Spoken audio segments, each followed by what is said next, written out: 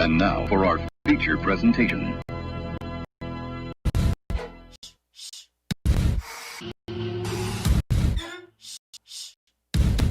You're listening to JB and Goldwater Show, live, loud, and online.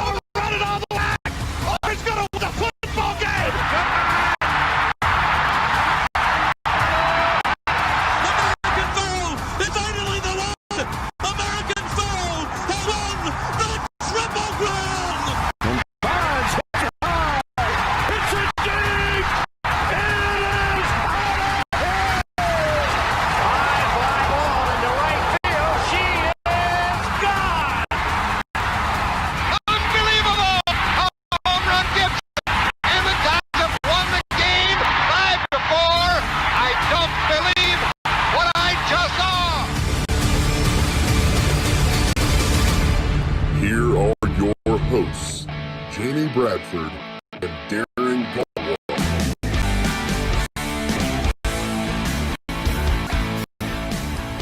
All right, greetings and a good Monday afternoon, and welcome aboard the JB and Goldwater Show, live, loud, and online. 12:02 on June the 1st. Happy summer, everybody. Enjoy the weather today because the dew points are low, and you're not going to see this again probably until October, as the humidity is set to crash the party around here in Charleston and beyond in the state of South Carolina. Darren Goldwater and Bradford, like I said, we're here until 2 o'clock.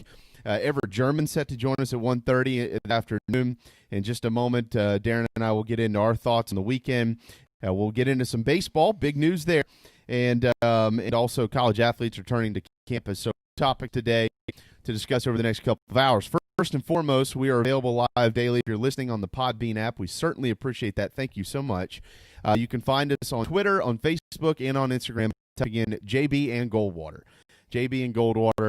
We are streaming live on our Twitter page, and we're also streaming live on our YouTube page, which is JB and Goldwater, and on Facebook Live, JB and Goldwater streaming live there, so you can watch Darren and I if you'd like to, or use it as background noise. And again, if you're listening on the Podbean app, thank you so much. Darren, good afternoon. Good afternoon, man. Not just the summer, but it's also welcome to hurricane season. Yes, it is. All right. Even though we've kind of already dealt with it. We haven't dealt with it at all. We've just, what was it, last week? It was like, there's a tropical storm out there. Wonderful. There's another thing that's like about to cross over Mexico and then go into the Gulf. I saw that. Yeah. Yeah, I saw that. You just never know. You never know. Carrie keeps saying she thinks that this is going to be a bad hurricane season. I'm sitting here going, that's exactly what we need. Yeah. With how this year has started. I don't know. You never know. It only takes one to make it bad. I'm not going to sit here and pretend to know if it's going to be a good or bad hurricane season.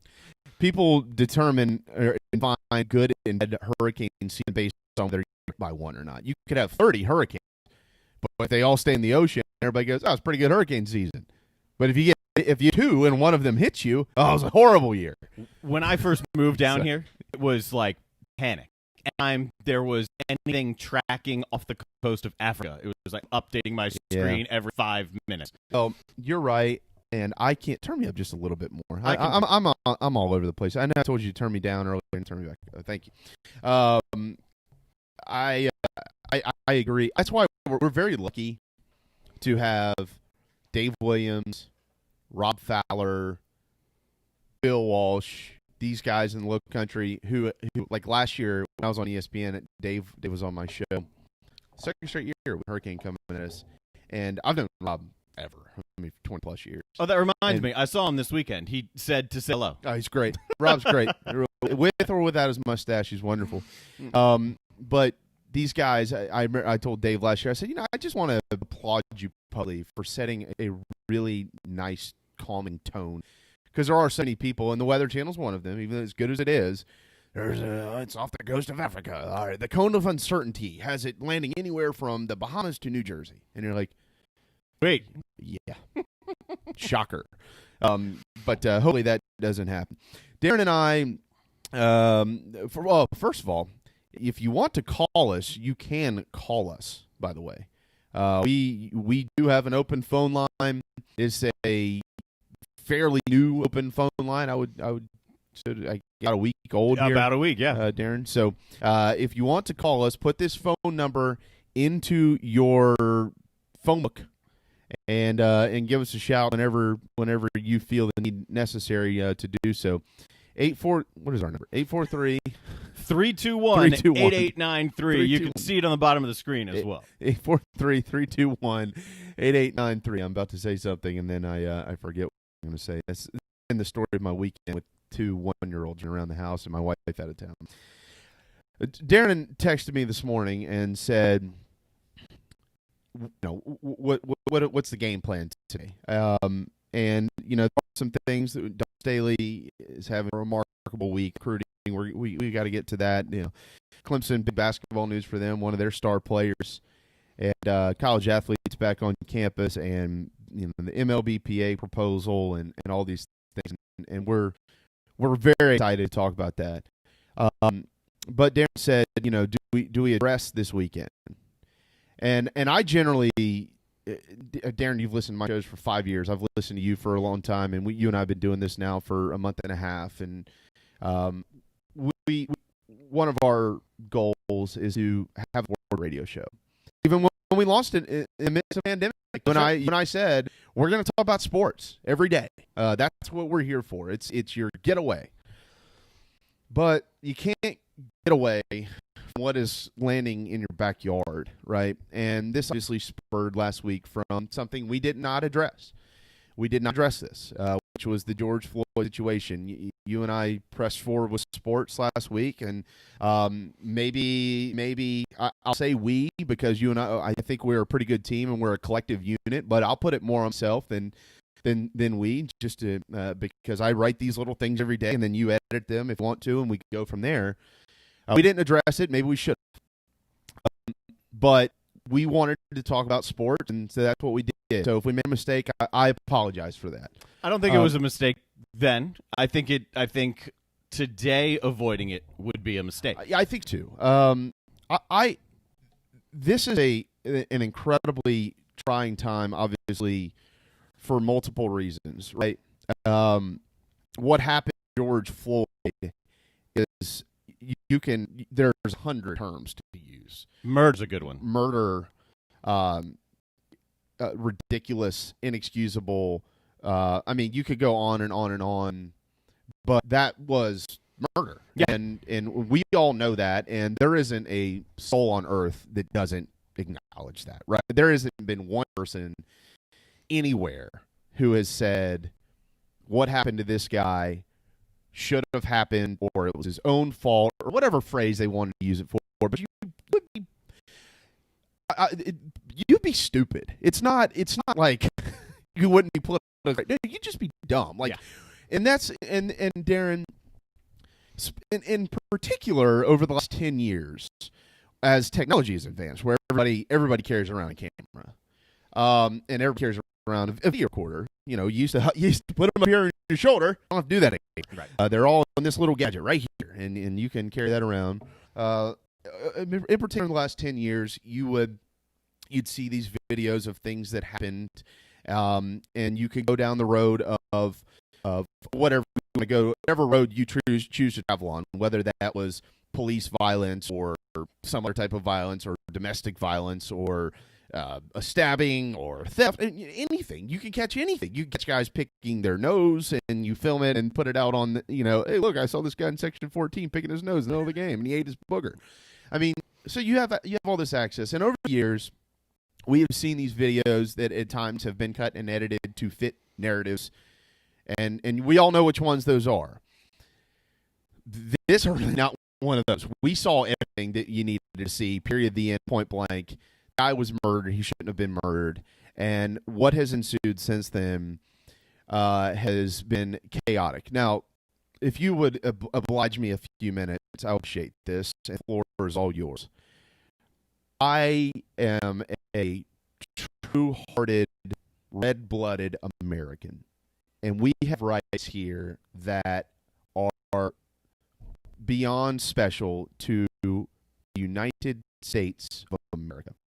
And one of those rights, which is a constitutional right, it's an American right, but we have incorporated that as a human right in our country, is to protest. Now, personally, I am a protest guy. If there was something that I felt very strongly about, I'm just not one of those people that wants to go walk down the street, protest, and things like that.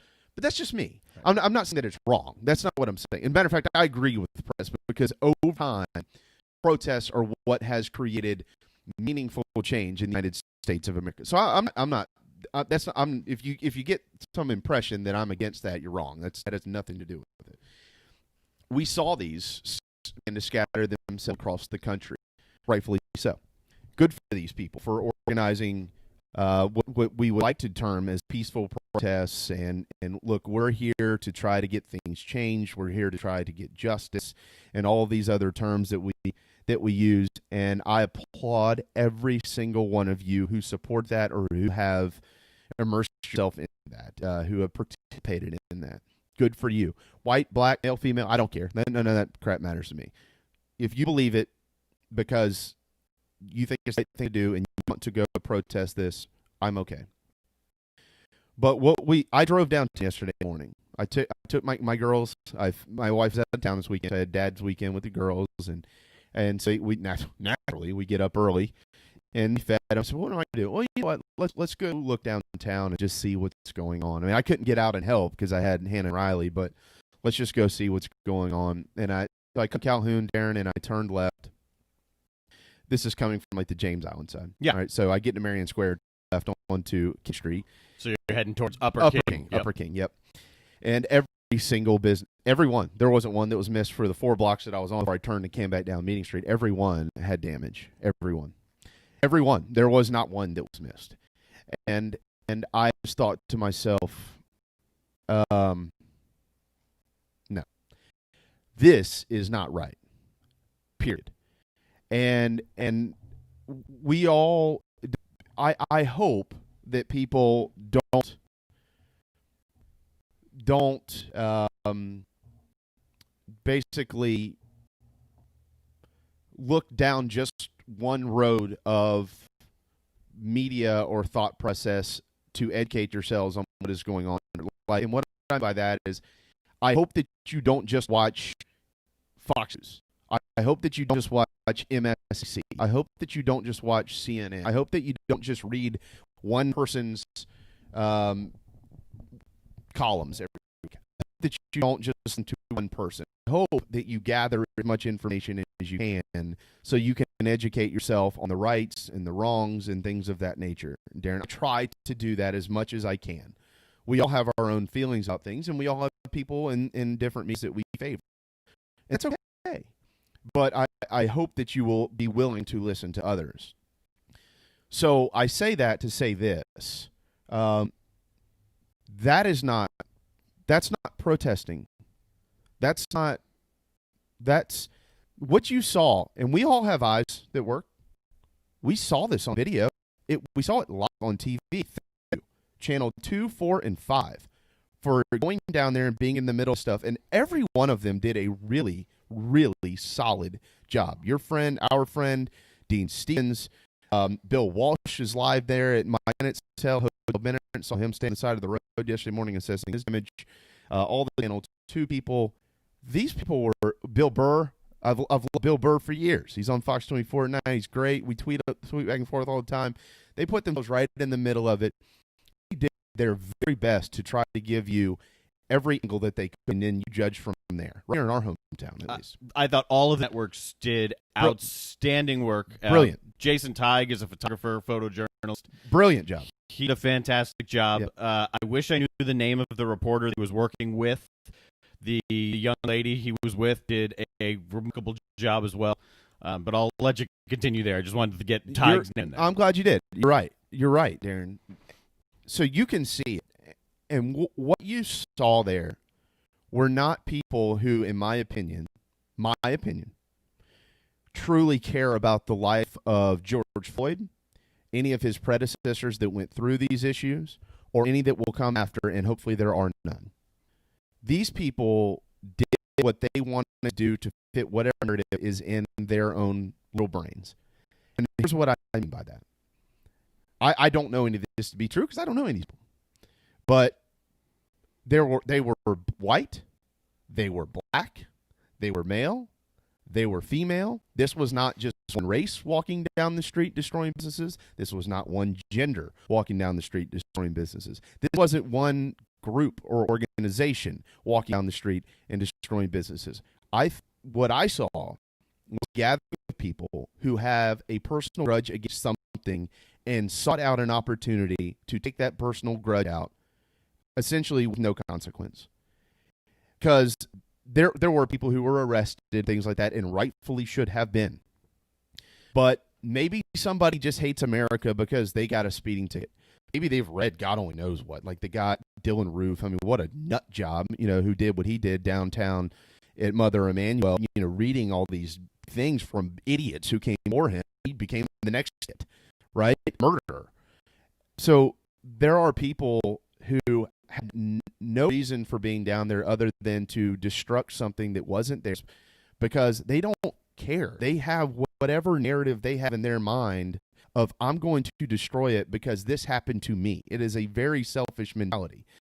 And you would put yourself in the position of these people who were down there who own these businesses.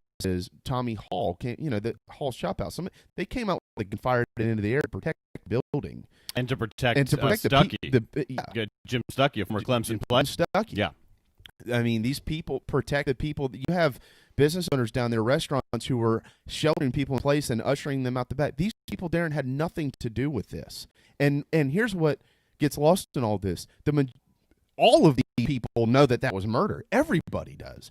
And the majority of those people that were affected by this think just like everybody else that wants true change on this. Those people are innocent, and they agree with you. There are black people that work in there, and there are white people that work in there. And you are affecting people who can help change a narrative. But that is exactly my point. These people don't care about narrative, destroying everything all over America and lighting churches on fire and destroying businesses. And in Dallas, if you saw the video of a store owner who was just trying to save his store and defend his store, he was beaten. He's a vegetable laying on the street in blood, gang beat by people because he tried to defend the store and wouldn't let them crash his windows and things of that nature. This is not what these protesters wanted. It's not. And I'm going to give you the floor here in about 30 seconds.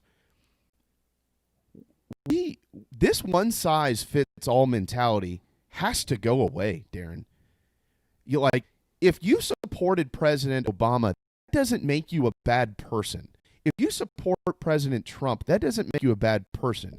If you're black, you're not a bad person. If you're white, you're not a bad person. There are bad people, though, everywhere. There are bad cops. There are bad doctors. There are bad lawyers. There are bad people who play sports, which is what we cover.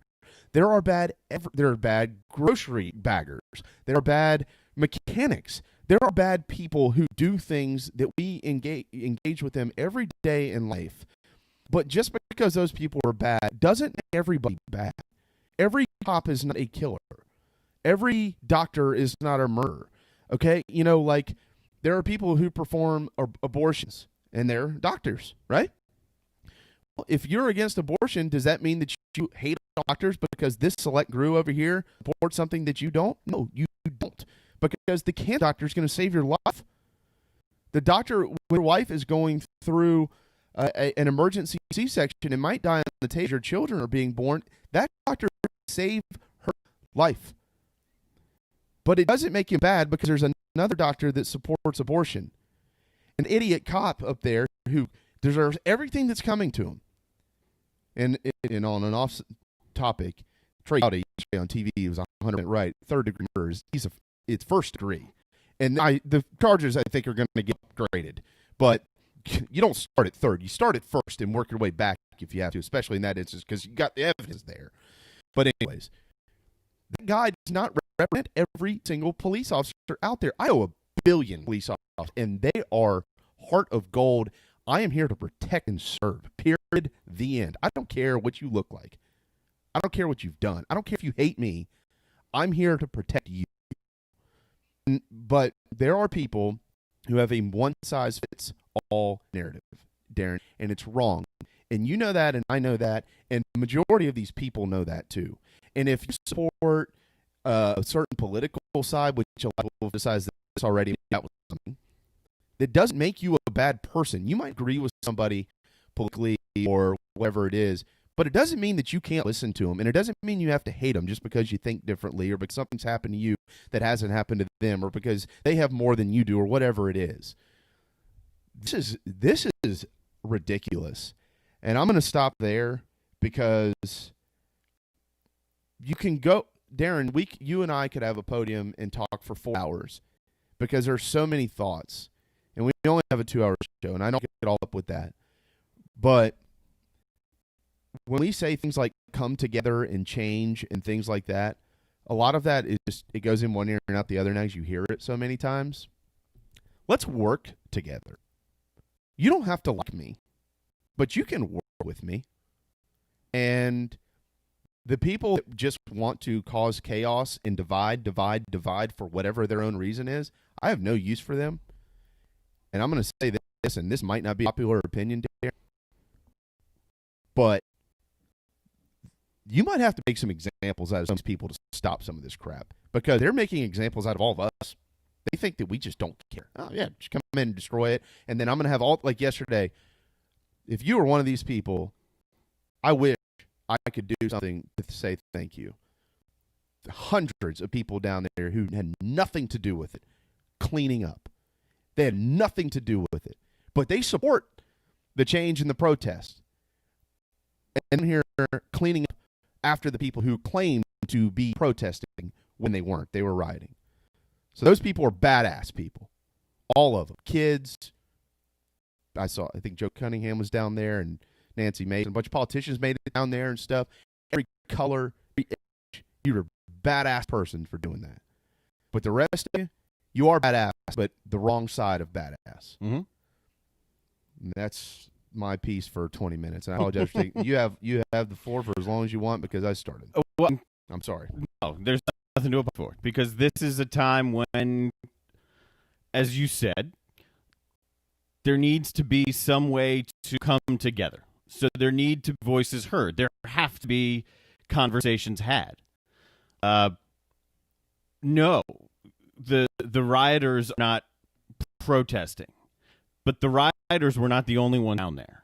Right. There were a lot of people, and not just Charleston, all over the country, who were doing this for the right reason. I don't know what it's to grow up black in America. I have no idea. I have plenty of friends who have tried to explain it to me. We're going to have Ever German on in the next hour, who is well-known locally, and he can add some perspective to this that we can't add. Watching what's going down, my thoughts were, wait a second, I learned about this in school. This is stuff that happened back in the 60s. Mm-hmm. This is stuff that happened before that. Why is this happening again?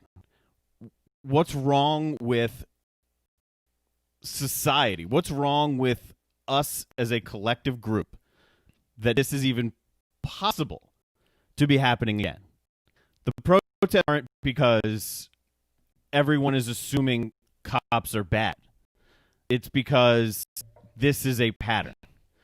This is why various people stand up to social injustice on a very regular basis and oftentimes go unheard.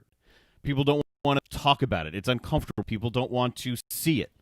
People don't want it in front of them. It's much easier to turn a blind eye and say, you know what? I don't see it like that. I don't want to acknowledge that.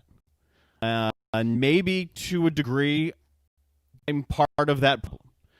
I, for a long time, thought it was better socially than it actually is. And a couple things changed my perspective on that in the last few years. Number one was traveling as much as I did, and traveling all around the country, and not just to big cities, but to small towns.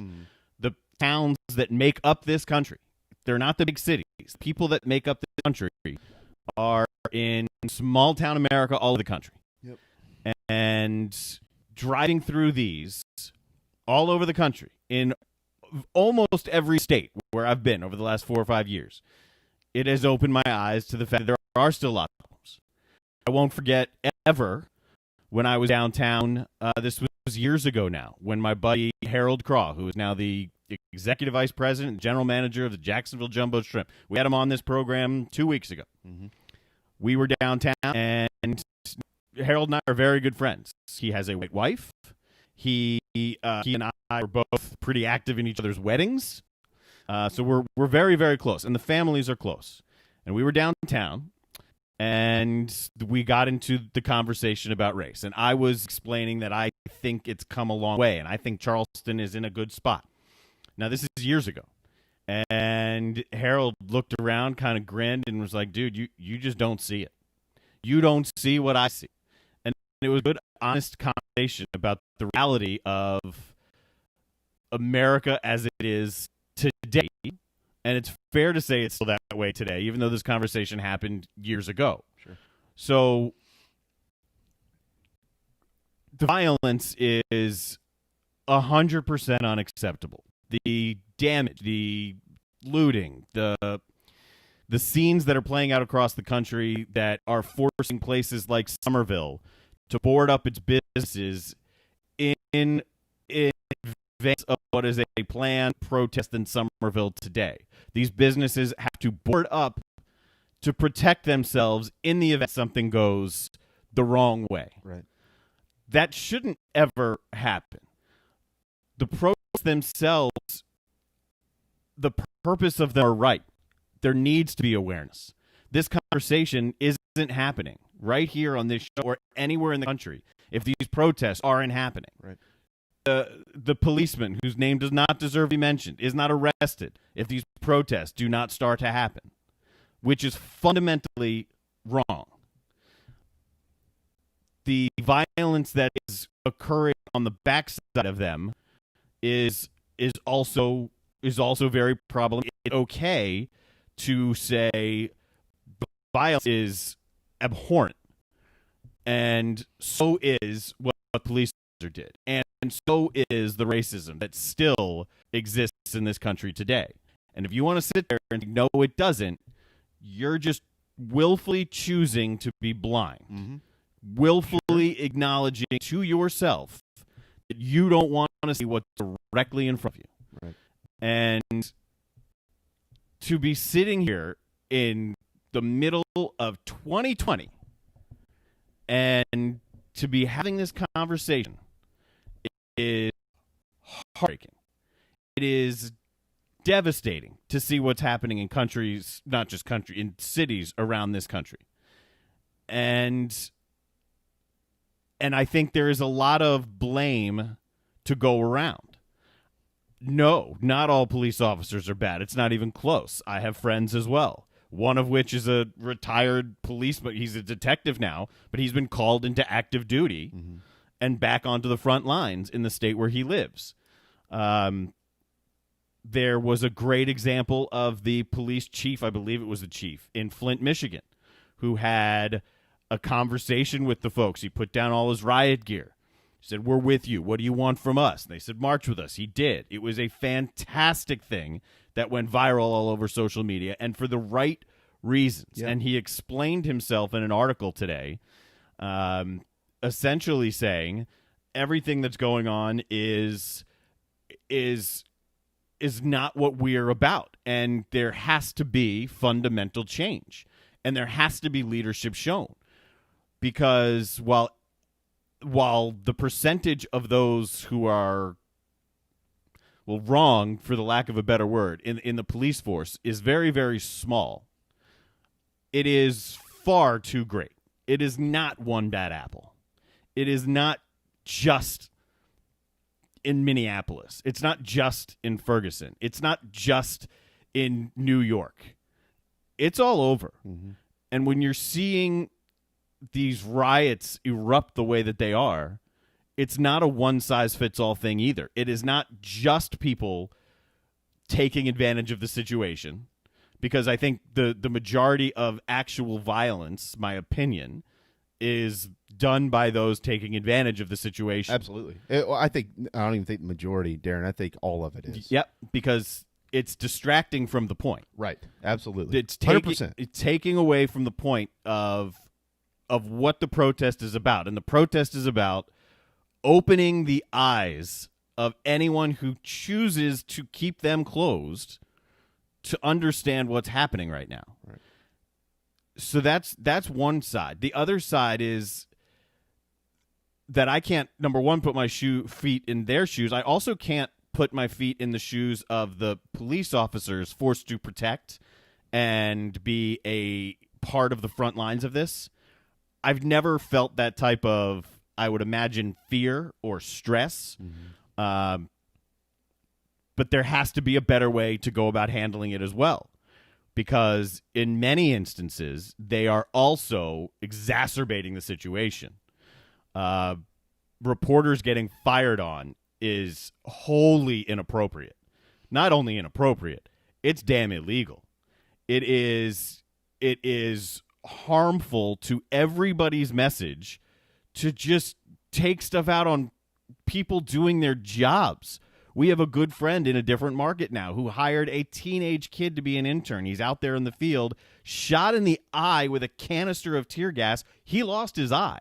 Mm-hmm. He's out there doing his job, and he gets shot in the eye with a canister of tear gas. That's not okay. And in no way should that be deemed okay or excusable or anything under the sun. That can't happen. You can't have reporters in Louisville getting shot with rubber bullets for doing their job. You can't have reporters in Minneapolis simply asking, where would you like us to be? Move us and we'll do our job, and getting arrested. Mm-hmm. What the hell is that? Right. There are two sides here that are feeding off of each other. First and foremost, look, we don't have the answers, but we have to have these conversations, and they're not comfortable, and they're not fun. And I don't want to sit here and have this conversation, but we have to. Right. Whatever small part we play, we have to have this conversation, because there is a major, major problem. A problem that we were taught as we were growing up was fixed.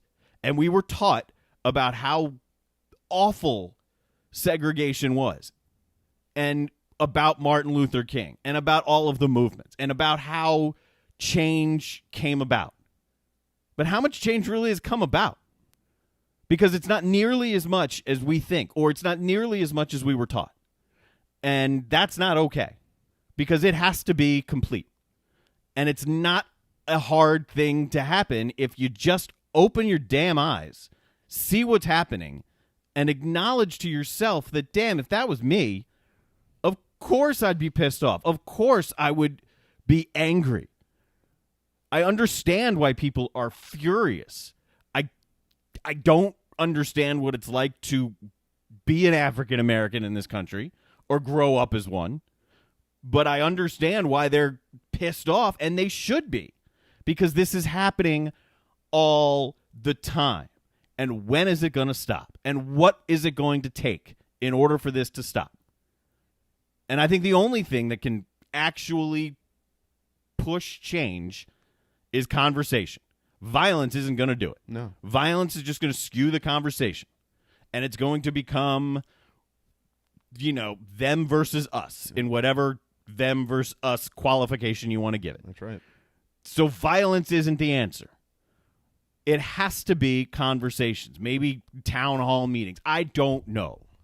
But that's why I wanted to talk about it, because we have to talk about it. It has to be acknowledged. We can't watch what's going on over the weekend, which isn't stopping, by the way. Not right now, at least. And sit here and just start talking about, hey, college athletes are back on campus, and that's awesome. because that's not where my head is. My head's not there. I love sports. Of course I do. But my head for the last couple of days has been buried in what the hell have we become? Mm-hmm. And that's where I'm at.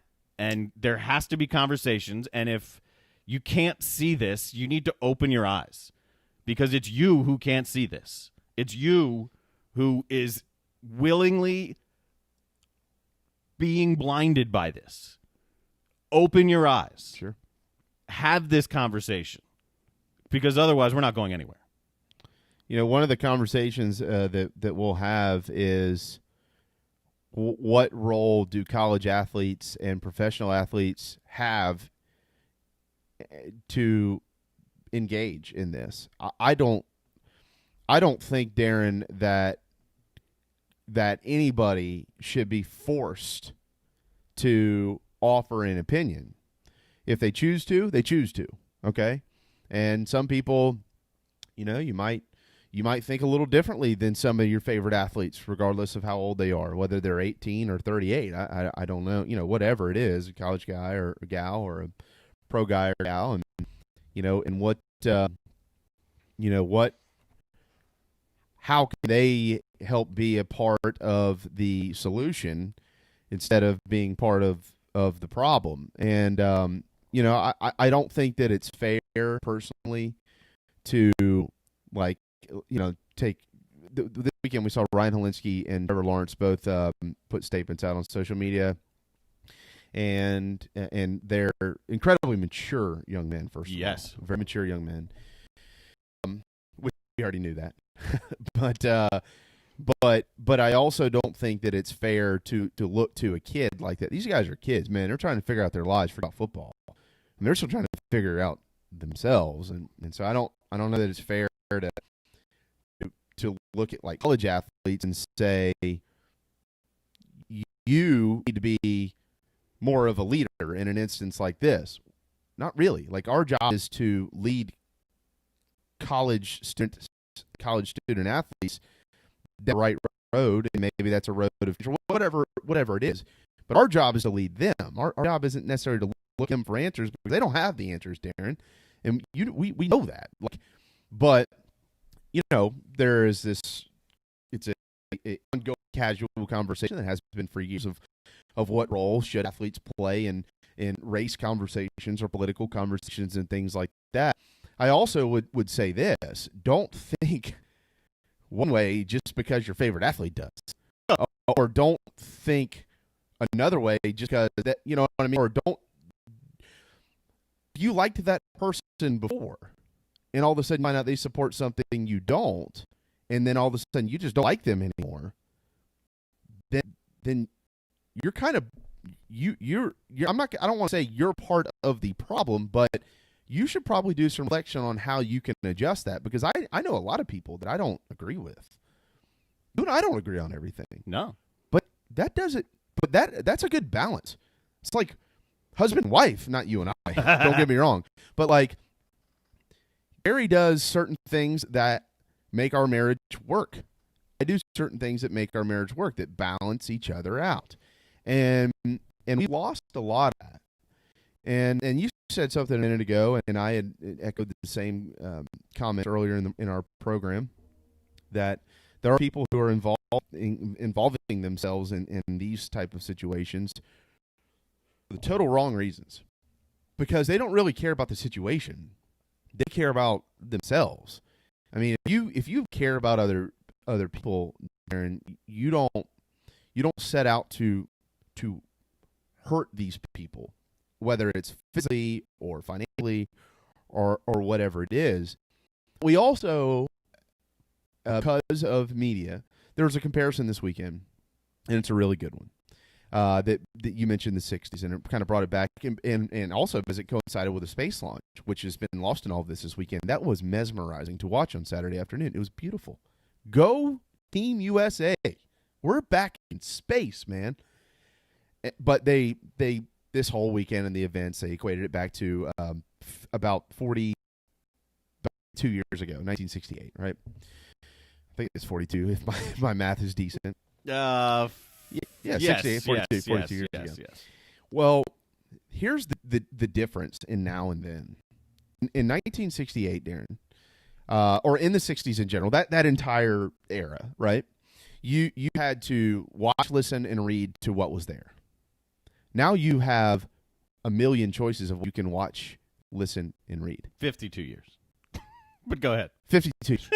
70s. Yeah, you're right. Oh, my math has been brutal over the weekend. No, just Twin-year-olds. I was just going through my head, and I'm thinking, no, they're not right. That's not right. My crutch is my kids. They screw with my mind. The difference is you now have access to so many what we would call platforms of media and different avenues of media. So back then, like, you had to watch. There was only certain things available on TV. There was only certain things available on radio. There was only certain things available in print, and that's all you had. And if you did that, then you actually be a part of whatever movement or protest or anything that was going on in America. If you actually had to go be a part of it, or you read what was available to you. Well, now you can make available to you exactly what you want to make available to you. I mean, if you only want to read articles about growing cucumbers, you have a website that you just go and literally every day you can read all about growing cucumber and just totally block out the rest of the world. If you only want to be a Democrat, you can read all Democratic stuff and listen to all Democratic radio shows and watch all Democratic television channels and all day long. If you only Republicans, same thing. If you only want to be black, if you only want to be white, if you want whatever it is that fits your see, there is a medium out there for you that you can laser focus yourself into and block out everything else and in any other opinions in the world, right? So that's the major difference from 52 years ago. And I think a lot of what happened, a lot of the change that happened 52 years ago, or 50-ish years ago in that era, was you were forced to hear everything from the limited resources you had available. That is not forced on us anymore. And it was forced because that's all you had. Like, I'm not saying like they forced you to read it, but that's all that was there to read or watch or listen to or whatever it is. You don't have to do that anymore, Darren. You don't have to I only get ABC and NBC. No, it's not the case anymore. So we're in a generation where the people, and I think personally, a large majority of them are younger, where they have grown up, and this is what I like, and I'm only going to pay attention to that, and I'm only going to listen to this guy or that girl or whoever it is, because that's what I support and that's what I believe. And you can surround yourself with exactly what you want to surround yourself with, and you don't have to put yourself available to other things. I'm not saying that's everybody, but there are a lot of people in the world that only do that. There's a lot of people only watch sports and listen to sports every day and have no idea about what's going on. They just see the headline stuff and they're like, man, that looks crazy. But I really want to read about LeBron James. Like, or there's people who only focus on this and they have no idea what's going on in the sports world. So my point is there is this a newly defined laser focus for whatever you want to focus on now.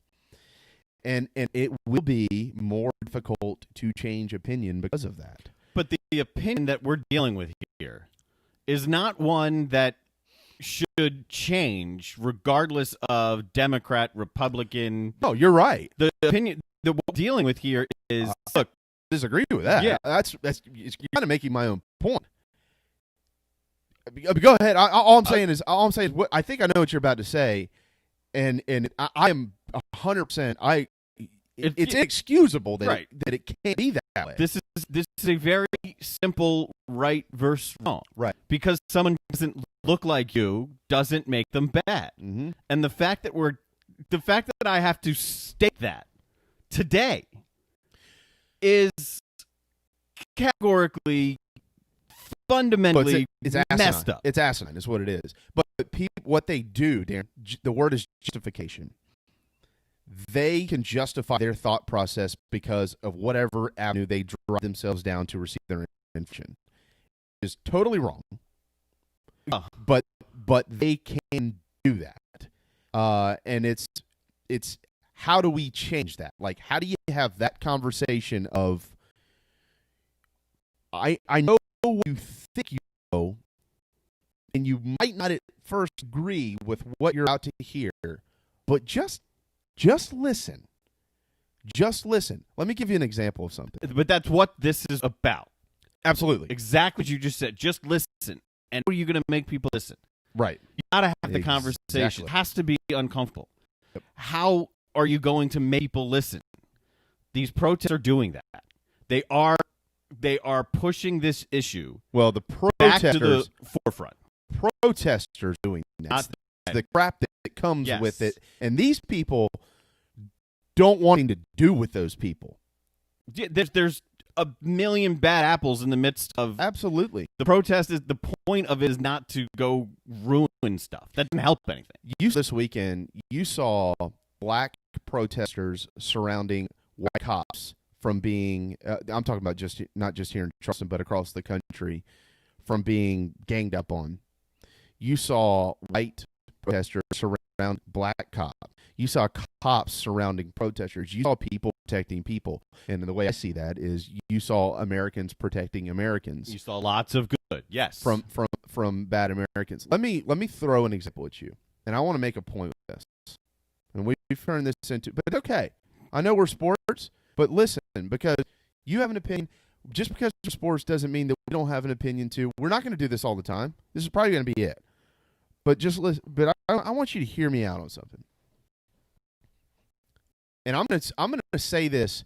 You said conversations are uncomfortable, so I'm gonna say this strictly from an optics standpoint of the way that it is viewed a lot of time right now. Let's say that you have 100 black protesters. I don't know where they are anywhere. Some city protesting this issue or any issue that they want to protest. They're black people.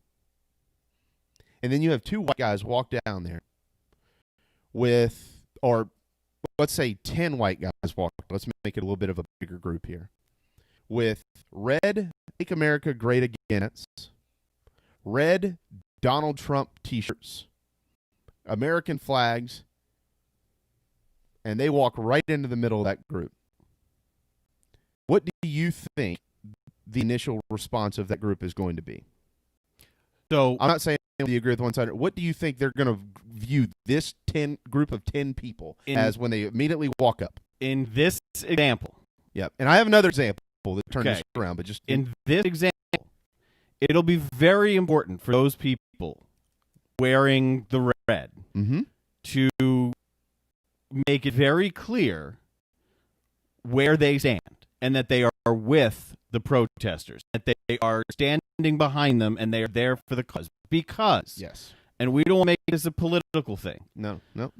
However, you just sort of twisted it there a little bit. Well, you've got two races here. Well, so it's not just two races.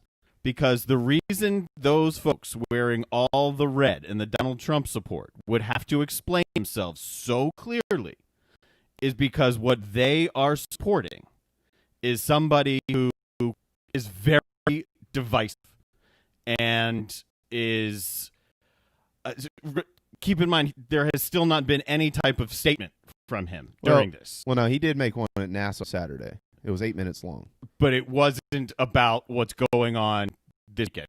That space launch, it wasn't about the riots that have occurred. Well, to your point, no, you're because especially Saturday, I think he should have addressed the nation last night. Of course he should have, but he hasn't yet. So the reason they would have to explain themselves very clearly is because by dressing that way, they are saying, we support the divisiveness of this country. That's what that says.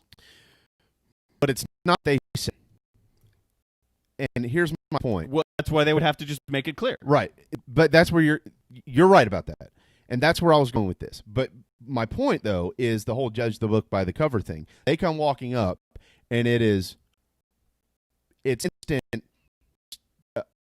They're here for the right reasons, basically. I'm not going to use any more. I'm not going to use some other terms. That assumption is based on is right on perception of facts of the last couple of years. Okay. Well, you've gotten to know me pretty well. All right. I am not a racist. Nope. I'm not a sexist. I respect everybody's opinion, even though we might not agree. It's okay. That's all right. It's just like being a Coastal Carolina fan. I like you. I don't like you both for. I like you. That's okay. If I walk up in there you would know exactly what my intention is. You know that I'm not going to walk in that group with 9 of my buddies and say, we're here basically to agitate, okay? You know damn well that you, because you know who I am. That I'm walking in a group of 100 black people who are out there protesting the George Floyd situation, which is why the conversation has been had. But I support President Donald Trump. And they say, well, you're a racist. And I go, but you know anything about me. So what I'm saying is you flip that script and you have a group of, let's say, 10 Black Lives Matter members who walk into a group of 100 people who are out there wearing Trump stuff. They're going to be judged too. Yes. They're going to be judged too. And we're judging them on what? On their skin color? Or are we judging them on what they're wearing, on what they support, or whatever? But we're judging them without listening to them, because you have no idea that if that Trump supporter walk up and go, you know what? Maybe you didn't vote for the president. I did. I actually have to have voted for Barack Obama previously, which, by the way, there are millions of people out there who voted for both of these guys. Yeah, absolutely. Okay, so that doesn't make you racist if you voted for a white guy and a white guy. All right? That's an example that everybody's been wanting to use, right? So you can't be. I know people who voted for both, and they're not racist. But if they walked up with a Trump thing, they're racist. Or if you're a black guy and you walked up with or gal, and you walked with a Black Lives Matter shirt, well, you're just here to ruin a rally. No. Whoa. And that right there, Darren, the optic of what it looks like, but not what it is this one of the major problems we have here, instead of doing what you just said a minute ago. Are y'all coming to protest with us? We are. Why? Because we support you. We support the president. We support our party. We support a lot of things. But you know what? We also support you, and we want to learn about it, and we want to find a way to not come together, work together. When you work together, you can come together later. There are plenty of people. I assure you of this. I do not have fact behind it, but I assure you, plenty of people in these marches are Trump supporters, and that's welcome. If you show up decked out in red, make America great, you are showing up yourself to make a statement. You have to be aware of your surroundings. If I go to a baseball game at Shea Stadium and I'm rocking a Yankees jersey, I know what I'm doing. And I conduct myself in a way that I won't get into a fight, and people around me should be conducting themselves in the same type of way. But I'm well aware that, well, I guess Shea doesn't exist, but you know the point. If Sure. I go to Citi Field and I have a Yankee jersey on, then I understand what could happen. I understand the optics of it. Mm-hmm. I am going there to say, I am a Yankee fan. I am cheering against you. That's what I'm saying. Right. Everybody's support of racial equality. That's what this is about. This is not about politics. This is not about right. I mean, well, this is about right versus wrong. Correct. Is what this is. That's all this is about. So if this is just about right versus wrong and racial equality, that this conversation shouldn't even be happening right now, then you need to not go in with another agenda, with another statement on you. Mm-hmm. And you got to know it's part of being an adult and part of having a head on your shoulders. Support whoever the hell you want. If you want to be a part of this movement, which everybody, whether you want to march or not, there'd be zero reason why anybody can't at least understand what's happening to a small degree. Mm-hmm. Absolutely. To go down and wear the flag of, well, that's the wrong way to put this, to go down and wear a portrayal of someone who is viewed as very much divisive in the first place is not going to go well. So go down and support it, but don't brag about why you're supporting it. You're not there to brag about I'm a Trump supporter supporting this. You're there to support the cause. It's right versus wrong. It's not Democrat, Republican. Well, and the choice is a personal responsibility choice, which is what of us in trouble with what we get in trouble with in our lives because we have made a poor choice to be personally responsible for ourselves and however that may be. And so, yeah, you're right. If you walk into Williams-Brice Stadium with a Clemson jersey on and the Gamecocks are playing Clemson, you're going to be judged instantly. What the hell is that guy doing here? Get his ass out of here. This is the home of the Gamecocks, right? But those are also sports teams. If you have a Make America Great Again shirt on, you might just be an American, like everybody else there, But a lot of us aren't giving that opportunity to hear out. And the flip side, which I didn't get to get into this example enough, and probably poorly done in my job here, is if you got a group of Black Lives Matter or whatever it is, walks up, whatever it is, doesn't fit the quote narrative of what it looks like, the optics of what this group is standing here. How many of those people are going to come on in? Come on, yeah, absolutely, come on. Are you here for the protest? Yes, sir. We sure are. We'd love to be a part of this. Come on in, man. We'd welcome that. It's not that. It is what are you doing here? But that's not what the comparisons are right. The examples are right. They're correct. But it's not exactly what we're dealing with here. Because the reason this is happening is not because of Donald Trump. And it's not because of Barack Obama. And it's not because of Republicans and Democrats. It's because people of color have been persecuted for ages, and it's not stopping.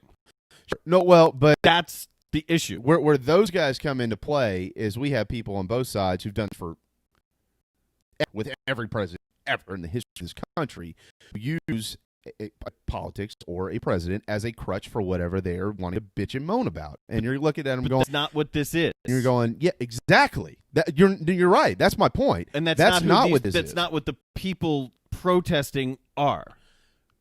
No. The people but protesting and the rioters, who knows what they are? Who knows their personal who knows where their stance is? Who knows where motivation is? Why I think that way. And it doesn't matter. No. Purpose, the point is, this is happening for one reason. It is happening because something that should have long ago been fixed, should never have been an issue in the first place, but it was. It is. And should have been fixed, and we were taught it has been fixed. It's not. And not only is it not fixed, it's not damn close. Well, do you think it'll ever stop? I sure as so. Honestly, though, think about it. There's always going to be bad people in this world. Whatever stop. Of course there are going to be bad people in this world. But are there going to be racists out there? Of course. Yep. There are way too many. There are way. I don't disagree with that. So is it possible to ever totally wipe it out? Of course not. And don't misunderstand me. That doesn't mean you shouldn't continue to push for that. Right. That's not what I'm saying. There are plenty of people that will always hate me because I'm Jewish. Right. Don't know me. Which is ridiculous. But and let me tell you, baffling. I've heard it. Mm-hmm. I've heard it. It's been said to me. But you carry it well, though. I give you props on that because you always mess around with yourself about what people say. Yes. Because, look, that's how I deal with it. Right. But the question of, is it ever going to completely fixed? No.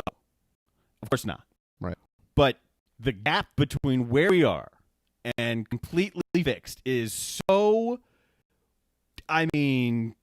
Grand Canyon-esque that we don't need to, ideally we could get to the other side.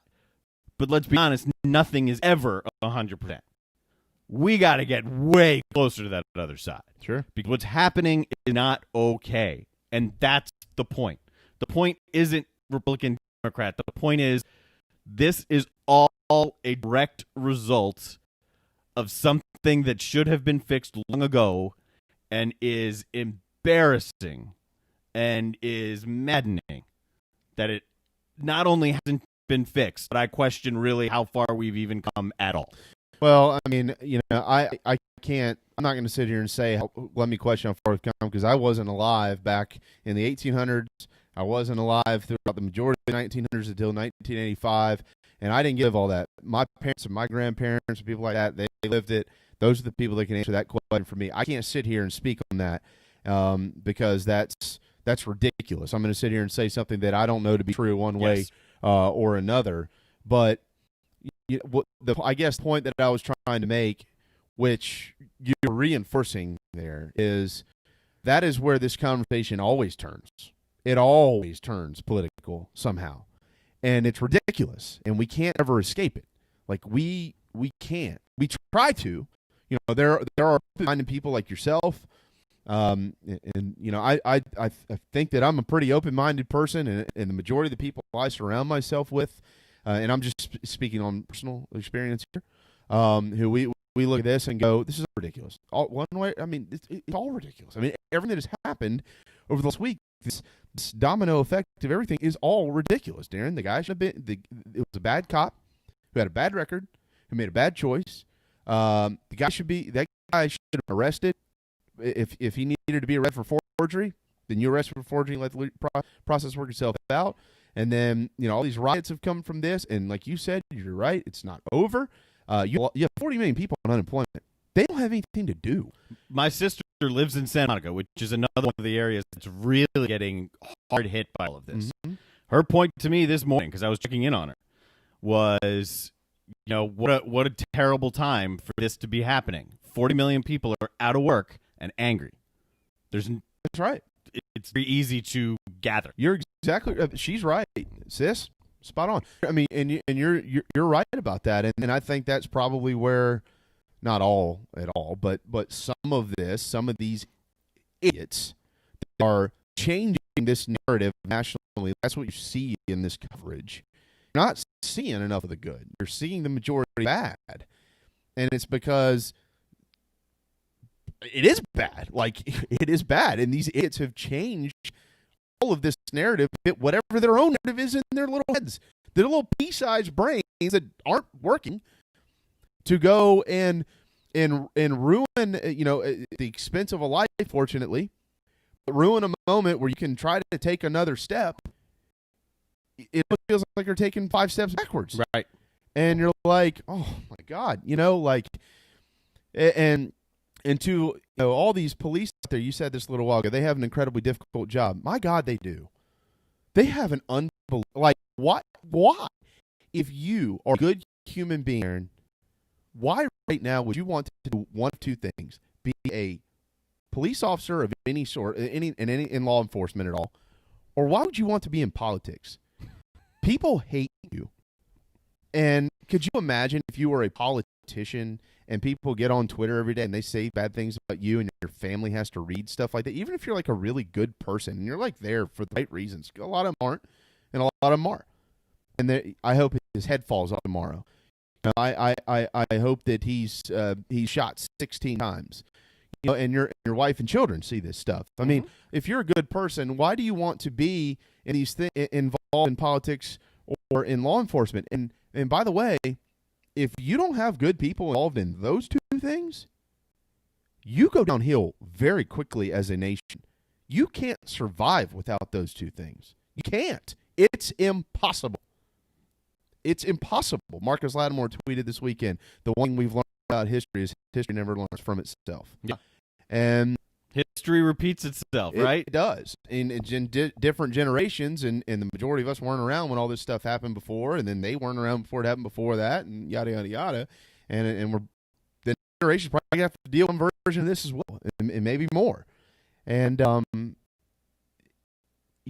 I just we're going to move forward here in a second, and we're going to get into sports, and we do have Everett, and we're going to come back to this a little bit, but from his side, let him talk more than a lot more. But I just want people to know, the select few people that choose to listen to our program every day, Darren and I, if you just heard this conversation, we agree on a lot. You probably understand, I disagree on a couple of things, but we can talk about it. And it doesn't mean that I'm going to walk up out of here at 2 o'clock today and say, Darren, you know what? Darren doesn't think like I do. I'm out. I quit. I'm done. And Darren's Never not gonna, coming back. And Darren's not going to do that to me either. And it's the same reason why I do this show. Darren things different on this show than I do. I do things different on this show than Darren. We combine those forces, and we think we're working towards something that there's thousands of people that they want to be a part of what we do every day because we worked hard to do this together. And if we don't continue to do that, you're going to see what we've seen in these cities spill out into neighborhoods, Darren's, and into neighborhoods like mine, and you're going to see problems you never thought were possible, and you're not going to know where to go fast enough to get out of it, and your kids won't be able to escape it, and God forbid you have to deal with a major issue like a lot of families have with their children. Put yourself in shoes for a second. Yeah. I get 2 girls running around. If someone looks at them wrong, I have an issue. Yes. Regardless of whether they're 1 or when they're 21 or 41. It's the same thing, right? I'm learning that as a parent now. It's a totally different version of yes. it. And it's just, it's sad. But we're going to leave that there. I've got everybody in my prayers. I love this town. I'm from here. My whole family is from here. Yep. Everybody. And I love this country. I bleed it, man. Sometimes the blue blood evens out with the red. and just hope we can move forward, and let's get to freaking football season and play. You know what I mean? Yeah, and have something better to talk about. Have we ever needed football more than now, Darren? No. Or baseball? Anything. We need it. Anything. We need it. The conversations now, everything is negative. And you talked about leadership. It's what we need. I don't care who it is. Yeah. I don't care who it is and what position they are currently or in the future. There needs to be leadership. And there needs to be the conversation. And I thought it was important that we had this conversation today for whoever wanted to listen or hear it. I think as much for that was for me, and I'm not speak for you. I had to get stuff off my chest. Mm-hmm. We happen to have a platform. There's a microphone right here and a camera right there. We can. Yep. And because of that, whatever small minuscule platform it is, it was and is and will continue to be important to stay on top of this and not avoid the uncomfortable conversations anymore, because that's got to stop. You're right. And I'll leave my end this. You want to have uncomfortable conversations? There's 2 people in this country that don't like each other, and they have really good reason to not like each other. But the best thing that we could possibly see on television one night is if the current president of the United States, the former president of the United States, stand up together. That'd be nice. That would be the scene that sets the tone for the world. Forget whether you support one or the other, whatever, Darren. You talk about optics. It would be a wild scene. It would be the best thing possible. I agree with that. And we aren't going to see it. Nope. But it'd be nice if that's being worked on behind the scenes, because that would be a good thing to happen. It would be nice to look at each other. Though. You and I haven't liked each other, and we haven't agreed with each other. But you know what? We need each other right now. Mm-hmm. And so this is what we're going to do to save this country. An hour and 8 minutes in, Darren and I haven't shut up, and we're sorry about that. I'm sorry about that. I'm not. I'm really not. A conversation has to be had, and there was even a comment in one of our chat rooms. I'm listening to you guys for sports, and when you get back to it, let me know, and that's fine. There are people that have to stick to sports mentality, and that's okay. We are a sports show. There are times when that's right. There are times when it would be wrong of us to just stick to sports. Yeah. Well, and for whoever people like that are, if you're an insurance agent, don't talk about anything but insurance, because I only go to you for insurance. Let's the time out. We'll let you know when we're back to sports, which will be in about 2 minutes here on the JB and Goldwater Show. DB's Cheesesteaks, the tastiest, juiciest, and now award-winning cheesesteak in the Low Country. DB's Cheesesteaks delivers, and not just in quality. Download DoorDash, Uber Eats, or your delivery app of choice, and have it dropped off at your doorstep. Original chicken, buffalo chicken, even pizza cheesesteaks. Not to mention incredible incredible cheeseburgers, massive hot dogs, and dynamite hoagies. It's all there for you and your family. DB's Cheesesteaks in West Ashley. dbscheesesteaks.com.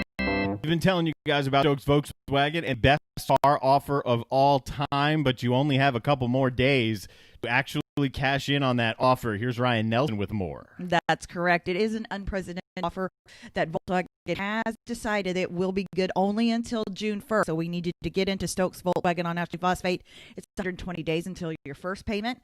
0% APR for 72 months for new 2019 and 2020 Volkswagens. Check them out online, stokesvw.com.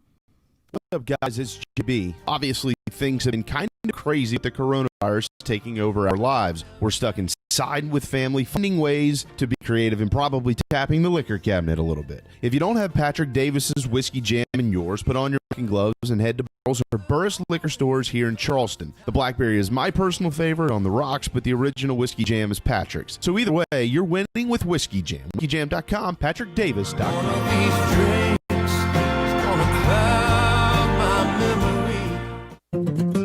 Honey Baked Ham in Somerville and in Mount Pleasant is your home for catering and lunch. Honey Baked Somerville, owned by former Gamecock right-hander Mike Cisco, is just off the interstate and they are ready to cater to your next business or family meal.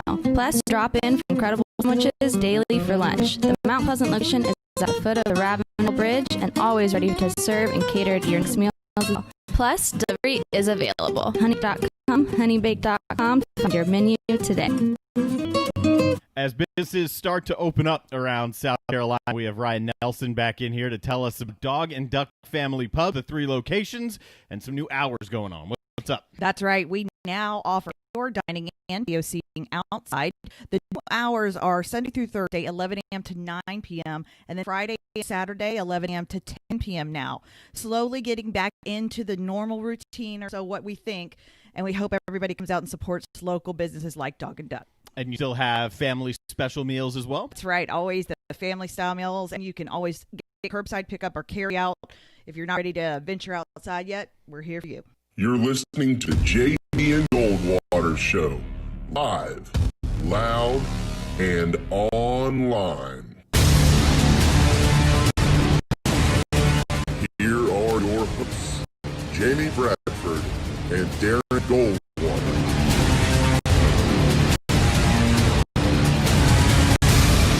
All right, 1:12 on this beautiful Monday afternoon. Welcome back to the JB and Goldwater Show, live, loud, online. App. You can watch us on YouTube, Facebook Live, and Twitter. We thank all of you for doing that. About 48 minutes to go in our program this afternoon. Darren Goldwater, Jamie Bradford on Twitter at JB and Goldwater. I am at Sports Radio JB. He is at Darren Goldwater. If you want to send a question, comment, concern, there after or more there. 843-321-8893 is our phone number. 843-321-8893. German coming up at 1:30 this afternoon. All right, we'll get sports. And so we'll start with baseball here. The Players Association, Darren, this was late last night. This came out. Really late. Nothing like a late night news dump for everybody to talk about on Monday morning, but that's why they did it. They delivered a return-to-play proposal. Includes a 114-game season, deferred salaries of a canceled postseason, and the option for all players to opt out of a potential 2020 season due to concerns with the coronavirus. This proposal, which was the first from the union and came after baseball's plan was announced last week and rejected by the players, of course, is right in the thick of this. Is almost under the radar, and we're going, whoa. So the union is proposed 32 games more than the 82 games proposed by the league, right? Yes. And they're wanting to play this through the end of September. Even into October. I'm sorry, end of October. October 31st. Well, the union, this is going to, here's that back and forth, right? I think by the end of the week we'll have a deal. But this is going to, 32 games. They're not going to go for it. 32 games more. The owners aren't going for this. The plan here is like 114 games in 124 days. Right. There was Buster Olney, I think, tweeted, maybe Jeff Passan, that the owners view this proposal the same way the players viewed the last one from the owners. It's a non-starter. But if there is going to be baseball this year, if it's going to start in July, it has to be resolved this week, by the end of this week. Yep. Yeah, you have to get guys into training camp. You would have, as other parts of this proposal, you'd have an expanded playoff for 2 years. MLB's proposal suggests 1 year of a postseason that goes from 10 to 14. They want 2, the players do. A salary advance of $100 million to split among players during the so-called spring 2.0 that leads up to the regular season. $100 million across 30 teams, and if you have expanded rosters, I don't know if that would just be for those activated or if it would be for expanded as well. They did not clarify that in the statement. There's an initial commitment to players wearing microphones on the field and other broadcast enhancements. You've brought this idea up over the last couple of weeks as a way to make this entertaining without fans in the stands. And then there's also an offer to hold events such as an off-season all-star game or a home run derby to generate additional revenue, which fine. I don't know how well that'd be watched or attended. But you know what I want to see home run derby-wise? Remember growing up, we had the black and white home run derbies from back in the day. They were like at Wrigley Field. Yeah. Do that. Like a 30-minute show, me versus you, Bonds versus McGuire, whatever. I mean, you use current players. Yeah. Harper versus Trout. Right. 30 minutes, Wrigley Field, home run derby. And just let them hit. No fans. Who cares? Fine. Let's watch it. I'd watch. I think I'd watch that too. It's entertaining, especially if they were mic'd up. Something similar, not the same, to what we saw with the match last weekend. Yeah, do it for charity. 2 weekends ago. Do it for charity. Trump is going to donate all the winnings to some charity. Harper's going to donate it to some charity. It's a 30-minute show, and hire me, man. I got ideas. It could, yeah. I mean, it could. I mean, this is in their proposal as a way for the players to make money. I mean, essentially, what they're trying to recoup here is what they're losing. What I did notice with this, though, is there wasn't a financial aspect of this yet. With the players, the financial part from the players is still what they said. We already discussed this. Right. We're done discussing, and here's our proposal. Well, essentially what they're just trying to do is defer some of the money and then spread out the money over more games, because in their minds, if you have more games, you're going to have more games with television. If you are able to get some fans in the ballparks, then you will recoup some of that money. So essentially they're just adding basically another month's worth of games to be able to tap into, for the most part, media revenue to be able to pay these salaries of what they already said, this is what we're willing to do. Again, I'm not anticipating that the owners are going to accept this. I think this is going to be, not doing it. But what you're probably going to see, this is what I think, you're probably going to see a 100-game schedule. They will play it. The salaries will come down from the players, but not down to where the owners want it. They'll probably meet in the middle somewhere, and then they'll play ball. Yeah. And the only thing that's disconcerting a little bit are these underlying currents of anonymous owner A or anonymous owner B starting to make comments like, we'll lose more money by playing than we would by not playing. And these guys are billionaires. They know about their money. They have created businesses in order to raise capital and had these bank accounts. And the bottom line is what matters to them. So these thoughts of, we're going to lose less money by not playing, that's true. You're also going to lose a ton of not just your fan base, the momentum you have built over the last 20 years since you survived or came back from that last strike. It's going to be gone. And it's not just fall back to where it was. It's going to tumble off the table. So you might lose less money today. You're going to lose a lot more money in the long run. Yeah. This is, I don't really know how else we can say this. I mean, this is a negotiation that is just, there's a lot that we don't understand, but there's enough that we do understand to have a decent opinion on this, Darren. Everybody's going to lose money. Everybody's going to lose money. Oh, everyone's already lost money. Yeah. I mean, there's billions of dollars in losses here.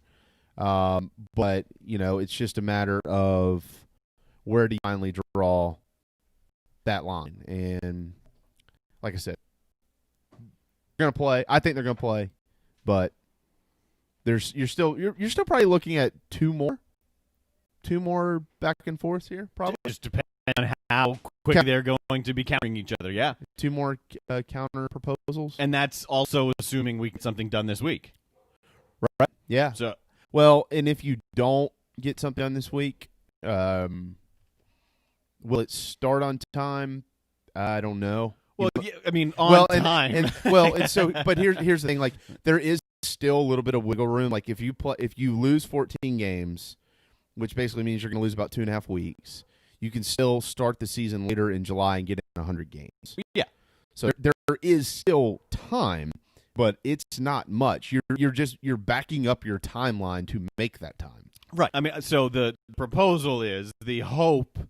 It sounds like the hope on both sides, where there is one common ground, is let's start early in July. So if you want to hit that, then it had to happen. But it's a floating date, obviously. I mean, all of this, there's no such thing as on time for anything anymore.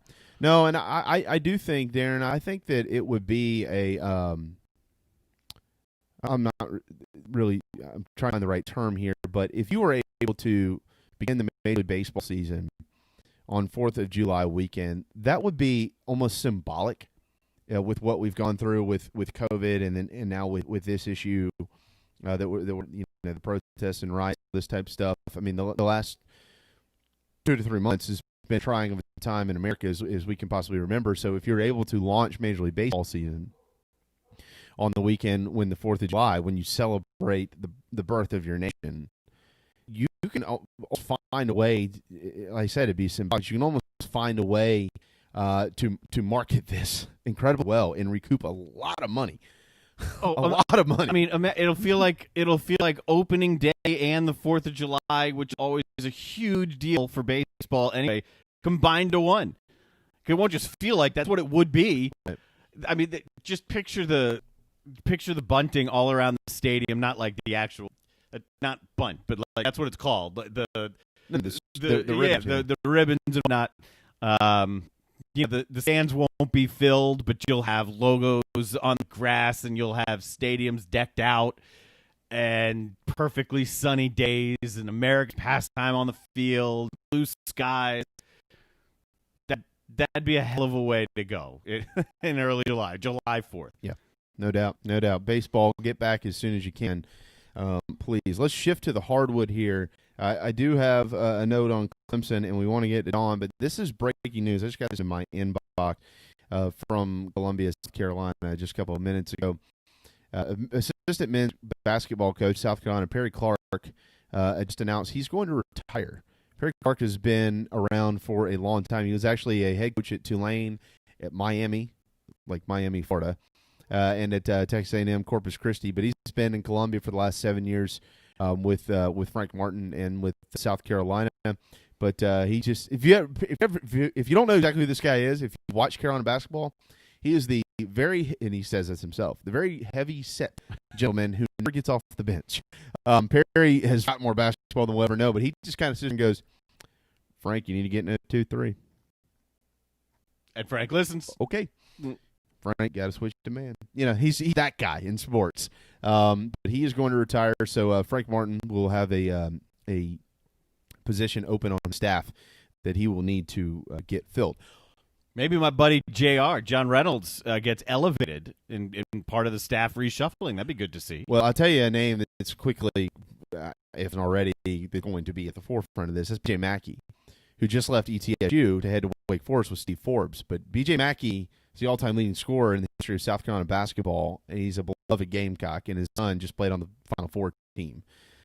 And Mackey's assistant coach, he was at Charleston Southern, at ETSU, and now, of course, he has gone to Wake, and he hasn't even started the season there. But I don't know if he'll put his name in the hat. He might feel like, look, I want to be at this level a little bit longer with Steve because he gave me my opportunity. I have no idea. I know BJ. BJ's a great guy. But he would be a pretty good fit in Columbia. He'd be a nice guy to go out there and recruit. Say, hey, look, I played here. Here's why you should play here. Yeah, absolutely. How high up is Perry Clark? Is he the top assistant? Frank didn't really do it by that, but yeah.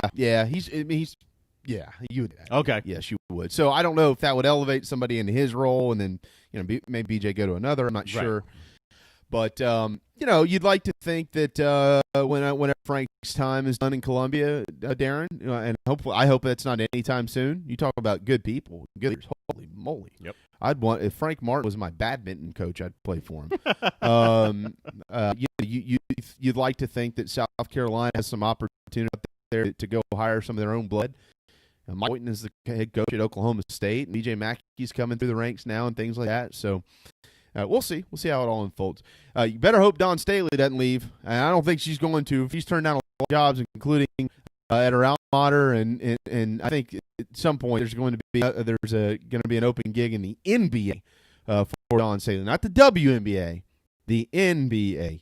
She would be my bet to be the female head coach that breaks that barrier at some point, and it will happen one day in the NBA, but hopefully not anytime soon. And she continues to recruit at a just she's not leaving anytime soon. She wants to win anything because she'll have to beat the Gamecocks to do it. Last year, Dawn Staley recruited what is widely regarded as the greatest women's basketball recruiting class in the history of the sport.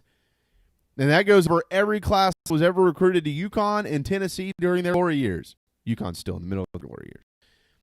But that group last year was unbelievable. This group might be better. It won't be as big in numbers, maybe by 1 or 2, but over the last week, she received 3 commitments. Last week, we got news the 26th ranked prospect in the country committed 5. Over the last 2 days, 3rd ranked prospect in the country and 6th. And from what I understand, the next one that's going to fall is going to really floor you. So let's just sit on that for a minute. Another top 5, I'm guessing. Well, or top 10. I don't know who's left on the board. Or 3's off, so move higher. Okay. So that is just catapulted their recruiting to the top-ranked class in the country, and more than likely going to be the top-ranked class in the country again. Just think about their depth for the next 3 years. Ridiculous. This is on a very, very, very much smaller scale, obviously, Darren. This is essentially what Dabo has done at Clemson and what Saban has done forever at Alabama, and you would probably throw Ohio State into this conversation as well. UConn women is a pretty good example. Yeah, I was trying to equate other sports like that are more visible that we understand. Like when Dabo says, look, if I offer you're coming. You have to want to come here. The Gamecocks are now taking these players from UConn and Ohio State and Kentucky and Tennessee and all these other top programs, women's college basketball. They offer, they're coming. Some aren't, but the majority are. And it's like you said, and this isn't going to. They just went 31-1. Look, it didn't stop at UConn for decades. No. So once you get this thing, the conversation, it's unbelievable. You don't hear it anymore. Is UConn bad for women's basketball because they're constant winning? Because South Carolina passed UConn last year, maybe the year before. Baylor is always competitive now. The last couple of years, so is Oregon.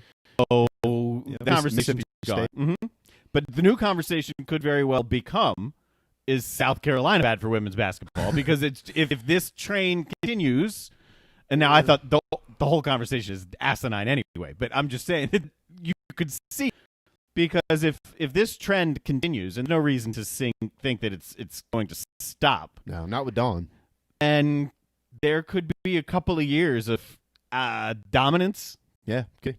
The utmost dominance of women's basketball. I think the main difference, Aaron, is the league that South Carolina plays in. The SEC is incredibly far more competitive than what UConn has to face in the Big East. Women's basketball is not good in that league at all. And Gino's credit, I mean, he schedules the best of the best every year. He knows what he sees in the league, and yes, Gino is one of the best coaches ever in any sport ever in this country, in this world. He understands if you in order to be competitive in March, you've got to find games that make you competitive November or February. Yep. And he's done it for years. They've beaten everybody for years, so that's what's always held them and catapulted them to the top. But Dawn does the same thing and also plays in a more difficult league. Mm-hmm. And they're just proving that this train is going to stay on the track for a long time. It's just impressive. Up at Clemson, Really good news for Brad Brownell. Amir Sims has withdrawn his name from the NBA draft. He returned to school. Probably the best player on that team. So Amir Sims will be back in a Clemson uniform next year. And that is excellent news for Tigers who want to once again compete in the AC like they did a couple years ago when they went to the Sweet 16. So that is really good news. No word on A.J. Lawson yet in Columbia. I've kind of caught wind that over the next couple of weeks you will receive word on that. I strongly believe he'll be back. And you were on that from the second he said he's going to test the NBA waters. And that's what the process is there for. Get your grade. Figure out what you need to work on. Yeah. Yes. Figure out what the pros tell you need to work on. That's what the process is there for. So, good. All right, real quick, also breaking news from the College of Charleston. This is on the pandemic front. The Cougars say that they will not have a fall break following in the footsteps of what South Carolina just a couple of weeks ago, and all instruction after Thanksgiving break, including exams, will be virtual. Just like the Gamecocks are doing, and you're beginning to see this a little bit more out there as well. Matter of fact, you just retweeted that. Okay, I did. There you go. So that is breaking from downtown at the College of Charleston. All right, it is 1:30 on this Monday afternoon. Again, it is beautiful outside, Darren. I'm thinking I'm going to take my kid on a walk today. We're not going to see this low temperature of like 62-ish again, probably until somewhere in October. So if you are like my new babysitter from California or somewhere else, and you're already going, man, it's hot here. Woo! Me. Get used to it. You hadn't seen nothing yet. We hadn't even got to what they call the dog days, baby. It is coming. So enjoy it outside if you can. Not rioting. Enjoy it. Doing something fun with your family and sit out on your deck and have a beer or have a catch. Yeah. As Dawn Staley saying Debbie's 24 hours, I'm just enjoying nature. I just wanted to laugh. It kind of sounds like Dawn. She says what's on her mind, so that was pretty funny. Everett German's a pretty funny guy too. He's a wonderful play-by-play guy with the College of Charleston. Darren knows his game inside and out, his play-by-play game, and he has just been magical. I can still hear his call in my head from a couple of years ago when the Cougars headed back to the dance for the first time in quite some time, and it was amazing. I've known Everett a long time. He's a local dude. And, Darren reached out this morning and asked him to join our program today to get his thoughts on some of this stuff. And for those who tuned out before, because we aren't just talking about sports, sorry. Everett's in sports, but Everett is also a human being, and we wanted to make sure he was part of our conversation. So we're looking forward to that. Hang tight. Everett German will join us when we return. DB's Cheesesteaks, the tastiest, juiciest, and now award-winning cheesesteaks in the Low Country. DB's Cheesesteaks delivers, and not just in quality. Download DoorDash, Uber Eats, or your delivery app of choice and have it dropped off at your doorstep. Original, chicken, buffalo chicken, even pizza cheesesteaks. Not to mention incredible cheeseburgers, massive hot dogs, and dynamite hoagies. It's all there for you and your family. DB's Cheesesteaks in West Ashley. dbscheesesteak.com. We've been telling you guys about Stokes Volkswagen and the best car offer of all time, but you only have a couple more days to actually cash in that offer. Here's Nelson with more. That's correct. It is an unprecedented offer. Volkswagen has decided it will be good only until June 1st. So we need you to get into Stokes Volkswagen on Ashley Phosphate. It's 120 days until your first payment. 0% APR for 72 months for new 2019 and 2020 Volkswagens.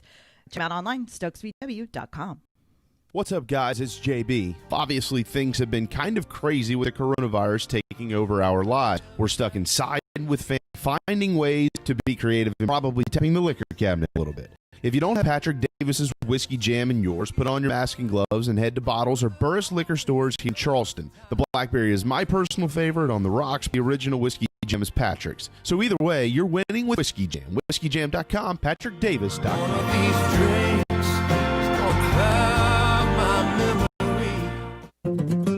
Honey Baked Ham in Somerville and in Mount Pleasant is your home for catering and lunch. Honey Baked Somerville, owned by Gamecock right-hander Mike Sisko, is just off the interstate, and they are ready to cater to your next business or family meal. Plus, drop in for an incredible sandwiches daily for lunch. The Mount Pleasant location is at the foot of the Ravenel Bridge and always ready to serve and cater to your next meals as well. Plus, delivery is at honeybake.com, honeybake.com to find your menu today. As businesses start to open up around South Carolina, we have Ryan Nelson back in here to tell us about Dog and Duck Family Pubs, the 3 locations, and some new hours going on. What's up? That's right. Now offer indoor dining and patio seating outside. The new hours are Sunday through Thursday, 11 a.m. to 9 p.m., and then Friday and Saturday, 11 a.m. to 10 p.m. now. Slowly getting back into the normal routine, or so what we think, and we hope everybody comes out and support local businesses like Dog and Duck. And still have family special meals as well? That's right. Always the family-style meals, and you can always get curbside pickup or carry out. If you're not ready to venture outside yet, we're here for you. To have a radio station everyone loves. I love them. JB and Darren. I love you, man. I love you too, bud. I love you, dude. I love you, bro Montana. I love you, home. I love you, bro Squiggles. I love you, Machacha. I love you, Tico, bro. Okay. Let's continue here. On the JB and Goldwater Show. There's our man Edwin McCain brings us back. I hear this about 3 times a week, and I pretty much chuckle inside every time that you play that bumper for our program. Welcome back to the JB and Goldwater Show, live out online, Podbean app, YouTube, Facebook, Twitter. You can watch us, you can listen to us, you can engage with us on all those platforms, and I think there's a chat room up on Facebook and on Podbean. But we're about to chat with Everett German, so we'll bring him in. He's the voice of the College of Charleston. But hold on, E-Dog, because before we let you take control of our program today, Darren and I do the National Days calendar. Okay? Is he Everett on? Yeah, no, he's on. You said hold on, okay. so I Okay. muted him. Everett, you there? Everett's there. Okay. Yeah, I'm here. All right. So E-Dog, we do National Days calendar. Every day there's a national day, and sometimes multiple national days. So as part of our conversation with you today, I have to list today's national days. Okay? So just bear with me. And June 1st is a very popular day. It is National Go Barefoot Day. Yeah. Which is why I'm in sandals today, because I didn't want to walk in your house with just my bare feet and I'll leave with. Nah, it's National, this is Everett's big fan, it's National Nail Polish Day. You have beautiful nails, E-Dog. I do not, and as a matter of fact, sometimes if you do have, ugly feet, since it's National Feet Day, you probably should put a layer or 2 of toenail polish on to cover up your ugly feet. Your bare feet. There's a lot of out there. It is, if you're hungry, it's National Hazelnut Cake Day. No. No, I'll pass. Yep. All right. If you would enjoy this one. It is National Pen Pal Day. Everybody write a note to somebody. Okay. Does anybody write notes, period? I think everyone emails these days. Yeah, shoot me a text, man. Right. I'll be your pen pal. Yeah. It is National Olive Day. I like olives. I do. I love olives. Are you an olive guy, E-Dog? No, I am not even a dirty martini, so I'll pass on the olives as well. I'm a clean martini guy. All right. It is World Reef Awareness Day, so protect our reefs out there underwater. I can support that. That's important. If you are a parent, good to know this. It is National Heimlich Maneuver Day. I thought it was going to be like timeout day or something. Make sure you understand how to do the Heimlich and not break some ribs. And most importantly, I saved this one for last. Everett, Darren, and the rest of the world, it is National Say Something Nice Day. That's a good day for today. That is a good day for today. So, with that being said, I'm going to start out and say something nice to my friend Everett German. We were just discussing this a minute ago. Everett, your call to send the Cougars to the postseason was one of my favorite calls in my lifetime listening and watching sports. It was beautiful. I can still hear it. Well done, my friend.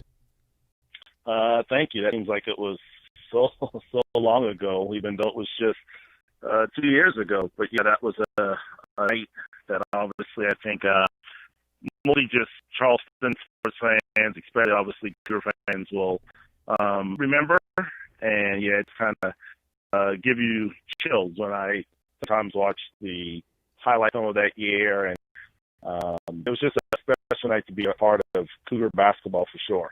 Well, in addition to just being a really good guy, you're actually decent the microphone thing too there. So we appreciate your hard work. I appreciate that. I just it's one of those things. Where just and of course I know you guys while we're talking today, but just being it's mind-boggling just being a decent person sometimes. You try to do things a certain way, and it's just heartbreaking sometimes to just see the hate and the anger in some people. But everybody's entitled to do what they want. It's just not good sometimes, guys. Just not good sometimes. Everett German's with us, and I brought this up at the beginning of the show or at some point during the first hour. Excuse me. Because sticking to sports is not something we've done today at all. And you and I have been good friends for a long time. I brought up a conversation I had with Harold Craw, for those who missed that, who's the EVP and GM of Jacksonville Jumbo Shrimp. When he was still in town, we were down at Wild Wings downtown years ago. Downtown Charleston? Yeah, downtown Charleston years ago. And we were just having a fine meal, and we actually got on the topic of racism in Charleston. And at the time, I don't remember how long ago this was, and I said to Harold that I feel comfortable down here because I feel like it's a pretty progressive place, and I don't see anything directly in front of me from a racist standpoint. And he kind of looked at me with a grin, and he goes, "Yeah, you just don't see it." And that led to plenty more conversations that I've had with him, more so than I've had with you. But when you see what's happening, how can we start to fix this? How can we start? The fact that we're even starting in the conversation of how can we start is mind-blowing, because this should have been over. But how do we, restart this process of just getting everybody back on the level playing field, like just realizing that we're all the same? I kind of wish I had the answer to that. And I actually had a conversation, and the buddy of mine brought up a good point. He's like, what world do we ask the victim to figure out why they're being victimized? So if someone is, I've done nothing to you, and this goes, like I said, both ways. I don't want to make it seem like it's just whites against black. It can be the other way around, as well. And I'm sure that those are cases of that. But if I'm nice to you, I'm a good person, and you simply refuse to acknowledge me because of the color of my skin, why should I have to tell you how to treat me? It doesn't make sense when you think about it. That's in the great words of Colin Cowherd when he was, still around on radio. That's a you problem. So for me, I can't tell someone who's racist how to come to the table where they can. If I'm offering or sending an olive branch to, obviously just be human, I don't need a handout. I don't want anything special. It's just treat me equal. And, with this being a sports conversation, you guys podcast, it's for some people who can't really seem to just grasp it. Imagine, JB or Jenny or Darren, we're playing one-on-one, okay, basketball. Now, you're good friends with the rest, and this is, let's say it's for money or just for game, whatever it may be. We're playing one-on-one. You're good friends with, with the referee. Every time I go to the basket, you just hack the crap out of me, and it's reverse, it's different. Mm-hmm. We're both trying to get to the same thing, but it's just equality, and that's the part that's just so frustrating. So when it comes to how do we come to the table, and every situation is different, but I think it's some of the racism that it's encountered. Now, granted, I maybe not have encountered as much as the next person because of, some reasons, but, I have. And both of you guys know what I do for a living outside of probably Boys Cougars. Mm-hmm. So the fact that when it's blatant here, really in Charleston, some of the decision, makers, that kind of good old boy system where I don't even get a chance because of, how I look. Fortunately, I don't let it really bother me. It's like, whatever, it's your loss. I'm just trying to help, your business. But that's just one of those situations where I wish I could say that, and Jamie, where do we start? But I feel like that's not my place. That's something that whoever has those feelings or animosity towards me, they should figure it out. Yeah, and again, I'm much like Darren. I've known Everett a long, long time. I know a lot of Everett's family, and I've never thought of E-Dog, you know this. I've never thought of you as my black friend. You're just my friend. Right. You're just my friend. Like, I don't really know how else to explain that. Right. And what you're trying to say here, I applaud these people that we've seen, not just here in our backyard. Everett, we're from here. You and I care about this place, and we care whether there are people who don't like you for some reason, or don't like me for some reason because of the color of skin or something I've said or whatever it is. I guess the point is we still care about Charleston. We still care about you, and we still care about this state, and we care about this country, and that's just ingrained in Everett German and myself and the people we surround ourselves with. There have been a lot of great people over the last week, right, since this ridiculously unimaginable murder in Minneapolis, that have taken to the streets to rightfully protest, and they absolutely should and should continue to push for continued change and progress. Everett, as you were just speaking of here, Lawrence Nathaniel, a guy who organizes this event in Columbia, actually spoke about this yesterday, and he said our voice and our process here is being hijacked by people that really don't care about what we're trying to accomplish. And E-Dog, we saw this over the weekend, and you know the people downtown. You know the family. You go to all shop house. We know all these, and these people are just going down and banging around on people. They don't care about you, me, or anybody else. They care about whatever they care about. Who knows what it is? And I just want to make sure we don't lose the message, right, Everett? We don't want to lose what the message really is here for all the good people that are trying to instill change in this system. Oh, absolutely. I mean, you think about it, as we're now starting to find out more and more that most of these people were, button cause destruction. Yeah. I don't care. I know there's all these groups and so forth and so on, but we've also seen some, I don't want to say shadiness, but people from other groups posing as another group to give that group, a bad name. That's why I don't put as much, pressure on, this group is going to, it's people. At the end of the day, right, groups are made up of people who made the conscious decision, whether it be black or white, to do wrong. Now, I don't want the rioting or the protesting, absolutely 100%. They should, and I get that.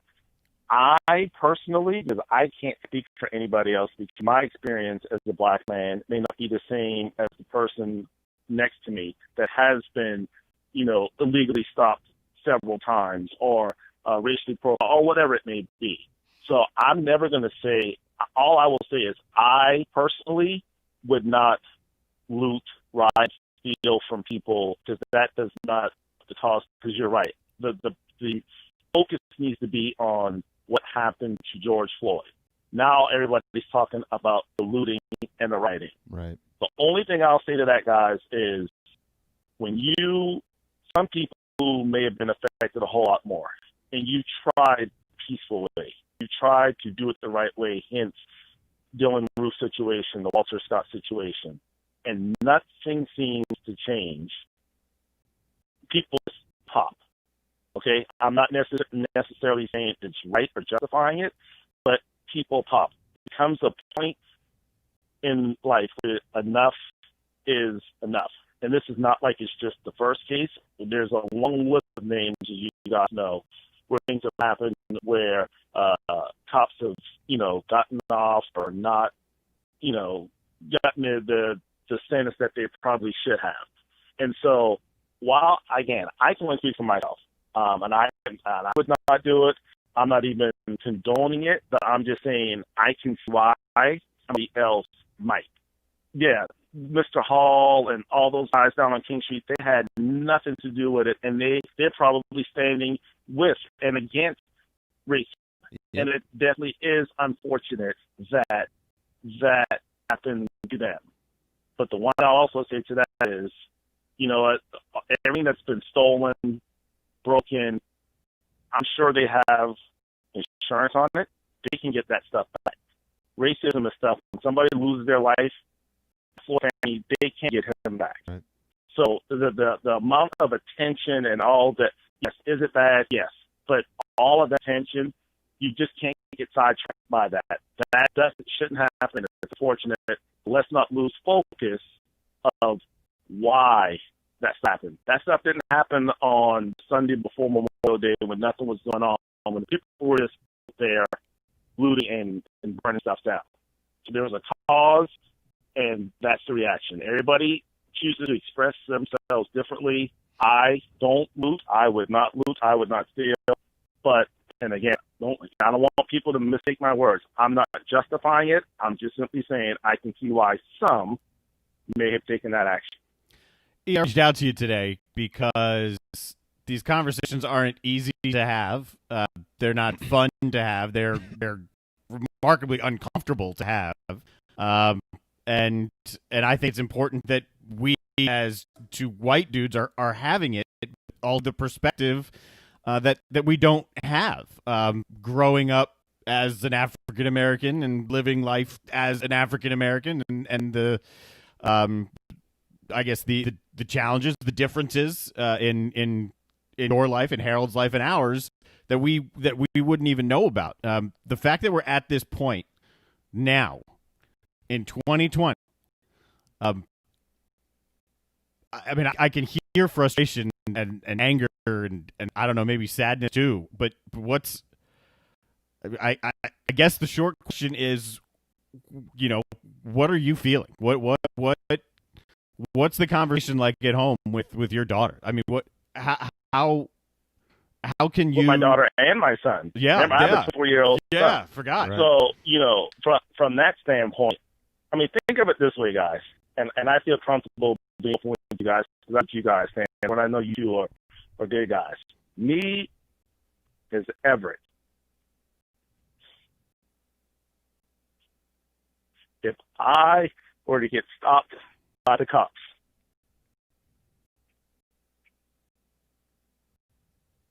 I would be scared for my life. Retaliation. I could be having a bad day, and I'm Everett.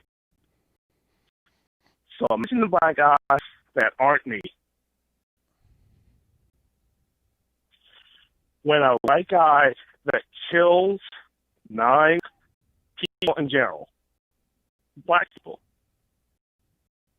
Just think of it this way. If George Floyd had been treated like Dylan Roof, we would be having this conversation. Think about what I just said. Mm-hmm. If a guy that killed 9 people, it just hurts. And I know it's not anybody, but this is real. When I see people get up in arms about, and I'll probably touch on it here, about dogs being abused, I see someone on Hilton Head to worry about saving alligator lives. People talking about, unfortunately, looting, rioting. Again, all of those are important. But that same energy, we're talking about a human being's life. People say, oh, they should just comply. One is running down the street, not bothering anybody, did the same process that a lot of people do, killed. A guy is in a park looking at birds. Simply, nicely asked the lady to put her dog on the leash as the rules state. He gets the cop called on him. I mean, it's not. It's real. I often I watch TV shows, Live PD, Cops, those types of programs, and I see Caucasian dudes, weapons, knives, verbally attack officers. Nothing. You hear so many people saying, "Hey, why didn't the people who were standing by on the street go and help George Floyd?" As a black man, if I take one step towards that officer, now he feels intimidated, I get shot. That's just the reality of it. And again, I don't expect someone who's black to quite understand, but if you really hear, these are real life things that people deal with. So if I do get stopped and I'm in the right, not done anything, let's say the speed limit is 35. I get racially profiled. The cop said I was doing 45. I know I'm doing 35. What do? Do I argue? I mean, you're in a no-win situation. And so, as a black man, I had a strong, long conversation with my son. But what do I tell him to do? Because whether you comply or you don't comply, the situation can be the same. And if the cops want to, they can cover it up and make it look like it was an accident. I mean, just think about Ahmaud Arbery. They told his family there was a struggle for that fight. He was shot and killed. Far from the truth. Think about the Walter situation. So, I mean, what do you do? Like, I'm just a human being that has a little darker skin than the next person. That's it. I don't need handouts. I get up, I work. Heck, I work at Detective.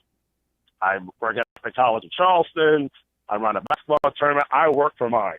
Mm-hmm. I sometimes have to work a little bit harder because I have overcome that perception. And at the end of the day, it's equality. We're not asking to be ahead. Just treat us like a human being. Don't milk and my neck for 9 minutes with a smirk on your face. It's just not right. Just not right. That's some real stuff, man. We've got about 1 minute left here, and if you had a microphone today where millions of people would watch you, and I have a message, what would that message be? Treat everybody like you would want to be treated.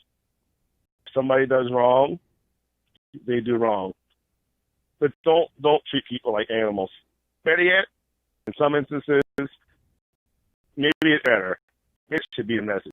Treat us like animals, because not everybody. I don't want to ever group everybody in the same category, because that's not the case. But for those people who can't see the value of a black person's life or minority's life, treat us like an animal. And maybe that would be better than how some people view minorities. Are they bad minorities? Yes. Are they bad Caucasians? Yes. There's bad people all over the world. Mm-hmm. There's racists all over the world. I believe there's more good than bad. If you see somebody, now to the point now, guys, where it's no longer, I don't need my Caucasian friends to, if you're in a group setting and someone is saying racist things, don't remove yourself. Definitely don't laugh at them. But how about put them in place? Ask them why. Do you know that person? Mm-hmm. Just no longer need to be silent. Speak up, and maybe we drive them out. That's it. Everett German, more, nothing less. Is a local Charlestonian, and he's the voice of the Cougars, and today he's been a voice, hopefully, for all of you. Thank you, man. We really right. appreciate it. You know we love you, and we'll talk to you soon, okay? All right, you guys take it easy. Thank you. Later. About 20 seconds left. We'll continue this more tomorrow, but thanks to Everett German for that. That was special. Dabo Swinney set to hold a press conference at 3:30 today to speak on this as well. And with that being said, thanks for listening to JB and Goldwater. We'll see you tomorrow at noon.